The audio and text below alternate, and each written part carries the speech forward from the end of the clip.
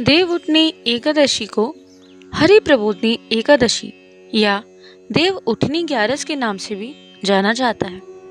मान्यता है कि इस दिन भगवान विष्णु 4 माह की योग निद्रा से जागते हैं। साथियों, देव उठनी एकादशी दीपावली के बाद आने वाली कार्तिक मास की शुक्ल पक्ष की एकादशी तिथि को मनाई जाती है। इस दिन भगवान विष्णु की विशेष पूजा अर्चना की जाती है। पुराणों के अनुसार आषाढ़ शुक्ल पक्ष एकादशी से भगवान विष्णु योग निद्रा में चले जाते हैं, जिसे चतुर्मास कहा जाता है। इस अवधि के दौरान विवाह और अन्य मांगलिक कार्य वर्जित माने जाते हैं। देवउठनी एकादशी पर भगवान विष्णु के जागरण के साथ ही विवाह, गृह प्रवेश, मुंडन जैसी सभी शुभ काम पुनः शुरू हो जाते हैं। इसका अर्थ है जागृत करने वाली एकादशी, इसलिए इस दिन को विवाह और अन्य मांगलिक कामों में आरंभ का प्रतीक माना जाता है। स्वागत है आप सभी का आज की इस नई वीडियो में। साथियों, श्री हरि की कृपा से एवं हमारे चैनल के माध्यम से आज हम आपको देवउठनी एकादशी या हरि प्रबोधनी एकादशी के बारे में संपूर्ण जानकारियां प्रदान करने जा रहे हैं। इस वीडियो में आप एकादशी की पूजा विधि, पूजा सामग्री, तुलसी विवाह एवं एकादशी की कथा का श्रवण करेंगे। आशा करते हैं आपको यह वीडियो अवश्य पसंद आएगी। साथियों, वीडियो पसंद आए तो वीडियो को लाइक करें। अगर आप चैनल पर नए हो और आपने अभी तक हमारे चैनल को सब्सक्राइब ना किया हो तो चैनल को सब्सक्राइब करके बेल आइकन अवश्य प्रेस करें, ताकि आप हमारे चैनल पर प्रस्तुत की जाने वाली समस्त वीडियो का नोटिफिकेशन जल्द से जल्द प्राप्त कर सके। आपसे निवेदन है कि इस वीडियो को अपने सभी से संबंधियों के साथ अवश्य शेयर करें, ताकि वे भी भक्ति पथ पर अग्रसर हो सकें। आइए साथियों, देर न करते हुए हम आज की वीडियो को प्रारंभ करते हैं। देवउठनी एकादशी कार्तिक मास की शुक्ल पक्ष की एकादशी तिथि को मनाई जाती है। मान्यता है कि देवउठनी एकादशी का व्रत करने से जन्म जन्मांतर के पापों का नाश होता है और मोक्ष की प्राप्ति होती है। साथियों, देवउठनी एकादशी को हरि प्रबोधनी एकादशी या हरि प्रबोधनी ग्यारस के नाम से भी जाना जाता है। इस दिन सभी श्रद्धालुगण तुलसी विवाह का आयोजन भी करते हैं एवं सभी मांगलिक कार्यों का आरंभ देवउठनी एकादशी से प्रारंभ हो जाता है। आइए साथियों, अब हम आपको बताते हैं कि इस वर्ष यानी कि सन 2024 में नवंबर माह में देवउठनी एकादशी किस दिन रहेगी। साथियों, वर्ष 2024 में नवंबर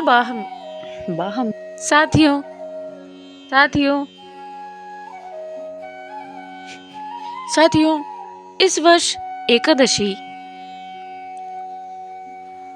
12 नवंबर 2024 को मनाई जाएगी।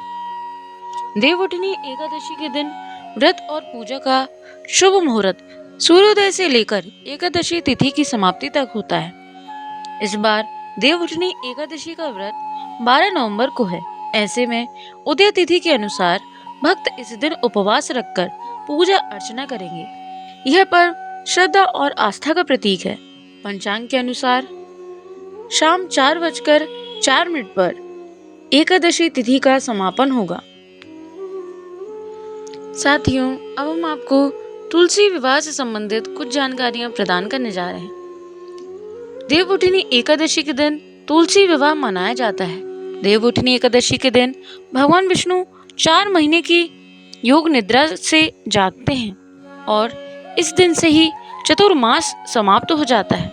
इस दिन से देवोत्थान एकादशी या प्रबोधनी एकादशी भी कहा जाता है। इस साल देवोत्थान एकादशी 12 नवंबर 2024 को है।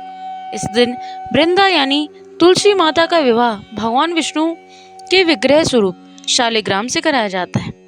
मान्यता है कि तुलसी विवाह कराने से वैवाहिक जीवन की परेशानियां दूर होती हैं।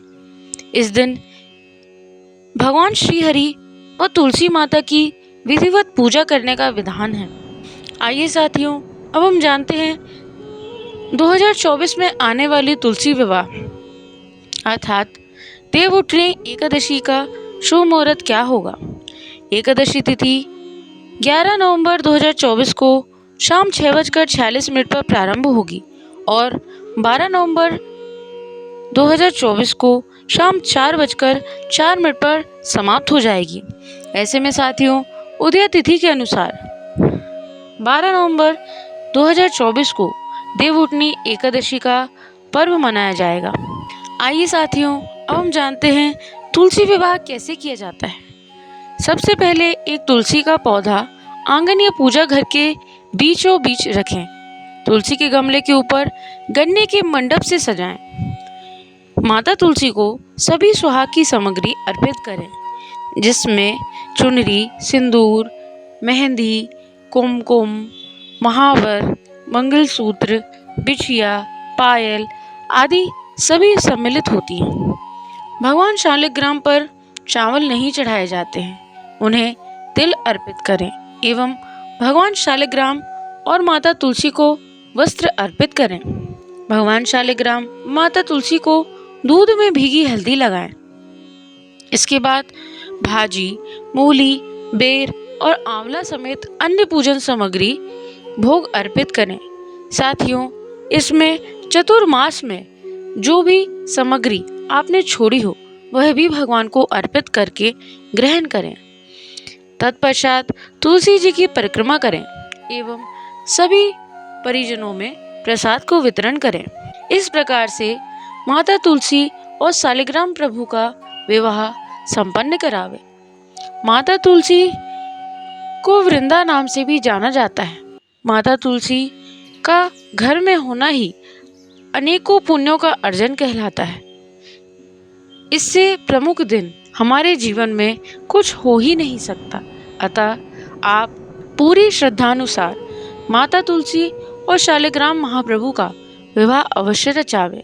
आइए साथियों, अब हम आपको देवउठनी एकादशी की कथा सुनाते हैं। बोलिए विष्णु भगवान की जय, बोलिए गणेश जी महाराज की जय, बोलिए एकादशी माता की जय, बोलिए लक्ष्मी माता की जय। कार्तिक शुक्ल पक्ष देव प्रबोधनी एकादशी। भगवान श्री कृष्ण ने कहा, हे युधिष्ठिर, अब मैं तुम्हें कार्तिक शुक्ल पक्ष की प्रबोधनी एकादशी का महात्म्य सुनाता हूँ। इसका वर्णन ब्रह्मा जी ने नारद से किया था, वही तुम्हें बताता हूँ। ब्रह्मा जी बोले, हे पुत्र, अब पापों को हरने वाली, पुण्य और मोक्ष देने वाली प्रबोधनी एकादशी का महात्म्य सुनिए। इस एकादशी के दिन भगवान विष्णु 4 महीने के शयन के पश्चात जागते हैं, इसलिए इसे देवोत्थान एकादशी भी कहते हैं। धार्मिक श्रद्धालु इस दिन तुलसी व शालिग्राम का विवाह आयोजित करते हैं। पृथ्वी पर गंगा तथा तीर्थ, समुद्रों, सरोवर का प्रभाव तभी तक रहता है जब तक कि देव प्रबोधनी एकादशी तिथि आती है। इस एकादशी के व्रत का फल 1000 अश्वमेघ और 100 राजस्व यज्ञों के बराबर होता है। नारद जी ने पूछा, हे पिता, एक समय भोजन करने, रात्रि को भोजन करने तथा सारे दिन उपवास करने से क्या फल मिलता है, सो आप विस्तार पूर्वक समझाइए। ब्रह्मा जी बोले, हे पुत्र, एक बार भोजन करने से 1 जन्म और रात्रि को भोजन करने से 2 जन्म का तथा पूरा दिन उपवास करने से 7 जन्मों के पाप नष्ट होते हैं। जो वस्तु तीनों लोकों में ना मिल सके वह हरि प्रबोधनी एकादशी से प्राप्त हो सकती है। इस एकादशी के व्रत का प्रभाव से मेरु और मंदराचल के समान भारी पाप भी नष्ट हो जाते हैं तथा उनके जन्मों के पाप भी क्षण भर में भस्म हो जाते हैं। इस प्रबोधनी एकादशी का विधि पूर्वक व्रत करने पर मनुष्य को ऐश्वर्य, संपत्ति, राज्य का वैभव प्राप्त होता है। उनके पितृ नरक के दुखों से छुटकारा पाकर देवलोक को जाते हैं। विधि पूर्वक थोड़ा सा पुण्य कर्म अनंत का फल देता है, परंतु विधि रहित व्रत चाहे अधिक किया जाए तो भी उसका फल कुछ नहीं मिलता। संध्या न करने वाले नास्तिक, वेद निंदक, धर्मशास्त्र को दूषित करने वाले मूर्ख, पाप कर्मों में सदैव लगे रहने वाले, धोखा देने वाले, परस्त्री गमन करने वाले, इन सब मनुष्यों के शरीर में धर्म नहीं रहता।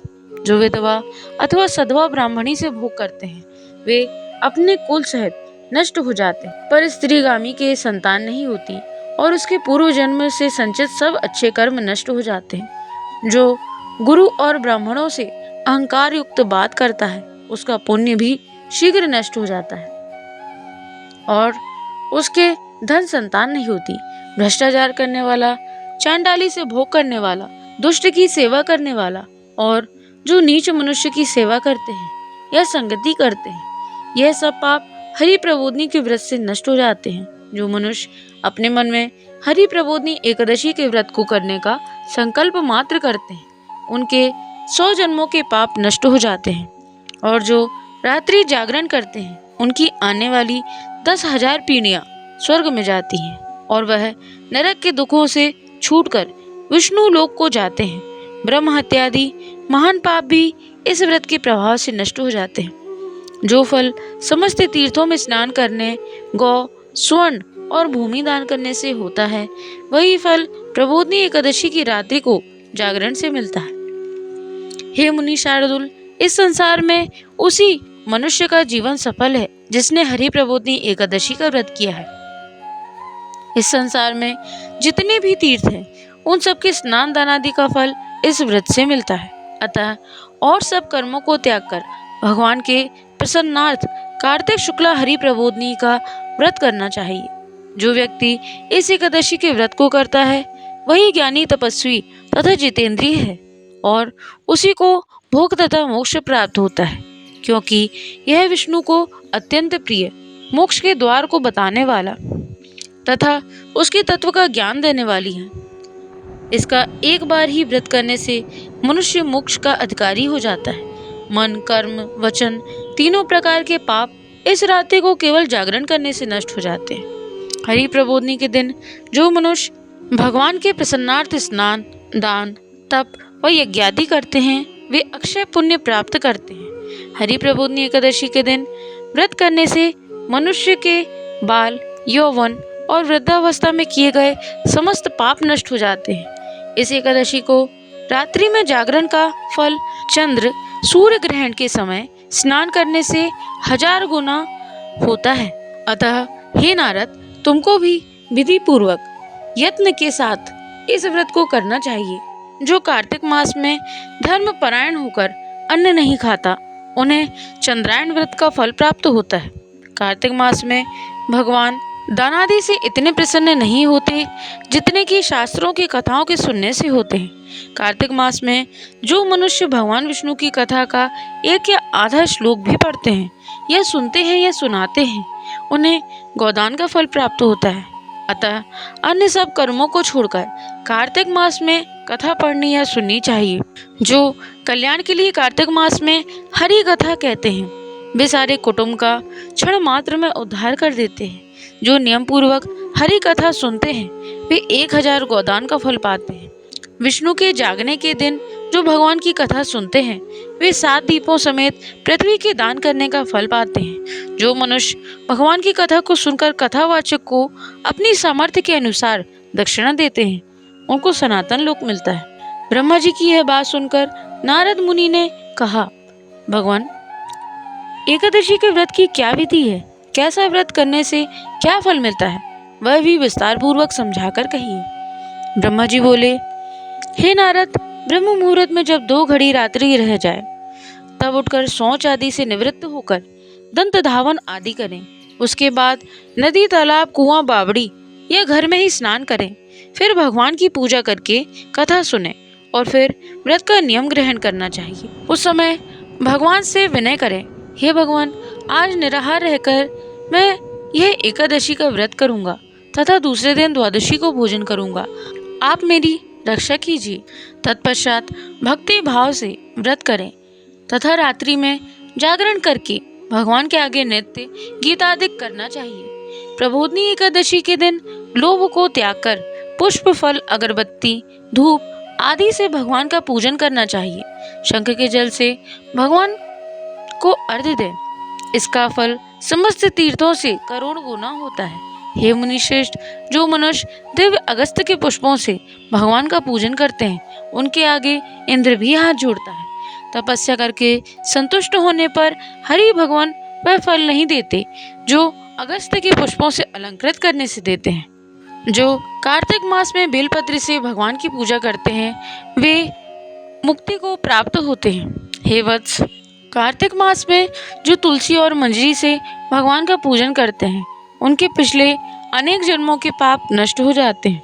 तुलसी दर्शन, स्पर्श करने, कथा कहने, नमस्कार करने, स्तुति करने, तुलसी रोपण, जल से सींचने और प्रतिदिन पूजन सेवा आदि करने से युग पर्यंत विष्णु लोक मिलता है। हे मुनि, रोपी हुई तुलसी जितनी जड़ों का विस्तार करती है उतनी ही तुलसी रोपण करने वाले व्यक्ति के पुण्यों का विस्तार होता है। जो कदम के पुष्पों से हरि का पूजन करते हैं वे भी कभी हम लोग नहीं जाती। जो गुलाब के पुष्पों से भगवान का पूजन करते हैं उन्हें अत्यंत पुण्य मिलता है। जो वकुल और अशोक के फूलों से भगवान का पूजन करते हैं उन्हें सूर्य चंद्रमा के रहने तक किसी प्रकार का दुख नहीं होता। जो मनुष्य सफेद या लाल कनेर के फूलों से भगवान का पूजन करते हैं उन पर भगवान अत्यंत प्रसन्न होते हैं। जो धूप के अंकुरों से भगवान की पूजन करते हैं वे 100 गुना पुण्य पाते हैं। जो मनुष्य सफेद या लाल कनेर के फूलों से भगवान का पूजन करते हैं उन पर भगवान अत्यंत प्रसन्न होते हैं।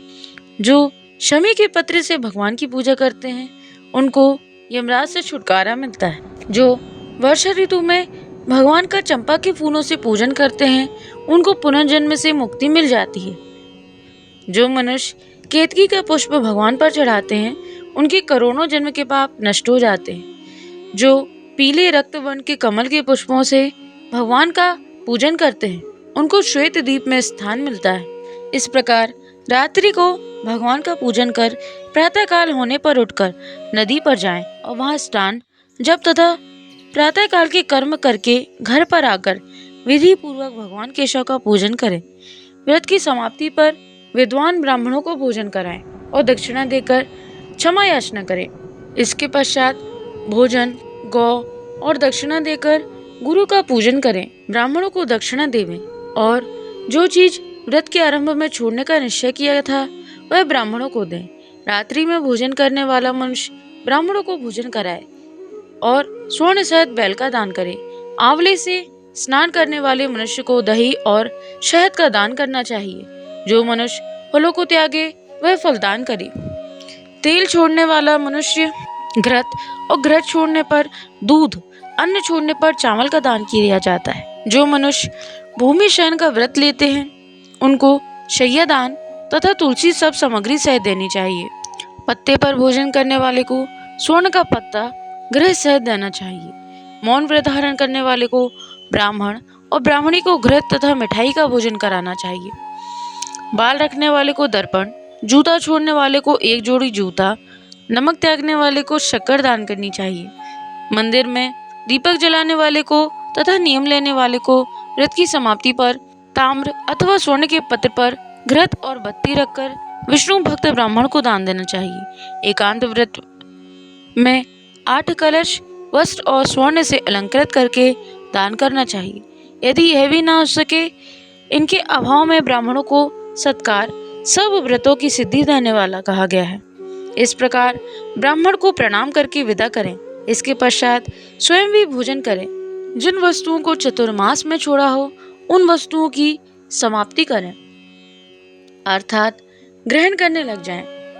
हे राजन, जो बुद्धिमान इस प्रकार विधि पूर्वक व्रत करते हैं उन्हें अनंत फल मिलता है और वह अंत में स्वर्ग को जाते हैं। जो मनुष्य चतुर्मास व्रत निर्विघ्न समाप्त करते हैं वे कृतकृत्य हो जाते हैं और फिर संसार में जन्म नहीं लेते। यदि व्रत भ्रष्ट हो जाए तो व्रत करने वाला अंधा या कोढ़ी हो जाता है। भगवान कृष्ण ने कहा कि राजन, जो तुमने पूछा भगवान कृष्ण ने कहा, हे राजन, जो तुमने पूछा था वह मैंने बतलाया। इस कथा को पढ़ने या सुनने से गोदान का फल प्राप्त होता है। बोलिए एकादशी माता की जय। बोलिए लक्ष्मी नारायण भगवान की जय। बोलिए गणपति महाराज की जय। साथियों, तो यह थी देव प्रबोधिनी एकादशी की पूजा विधि एवं संपूर्ण व्रत कथा। आइए अब हम आपको यह भी बताते हैं कि इस दिन फलाहार क्या लिया जाता है। साथियों, इस दिन काचरे का सागार लिया जाता है। काचरा, मेवा, दूध, दही, सिंघाड़ा आलू तथा फल आदि लिए जा सकते हैं। साथियों, तो ये थी हरि प्रबोधनी एकादशी या देव उठनी एकादशी की संपूर्ण जानकारी। आशा करते हैं आपको यह वीडियो अवश्य पसंद आई होगी। साथियों, वीडियो पसंद आई हो तो वीडियो को लाइक करें। अगर आप चैनल पर नए हो और आपने अभी तक हमारे चैनल को सब्सक्राइब ना किया हो तो चैनल को सब्सक्राइब करके बेल आइकन अवश्य प्रेस करें, ताकि आप हमारे चैनल पर प्रस्तुत की जाने वाली समस्त वीडियो का नोटिफिकेशन जल्द से जल्द प्राप्त कर सकें। आज के लिए साथियों उतना ही। आपका दिन मंगलमय हो। जय श्रीमन नारायण, जय श्री हरि। राधे राधे।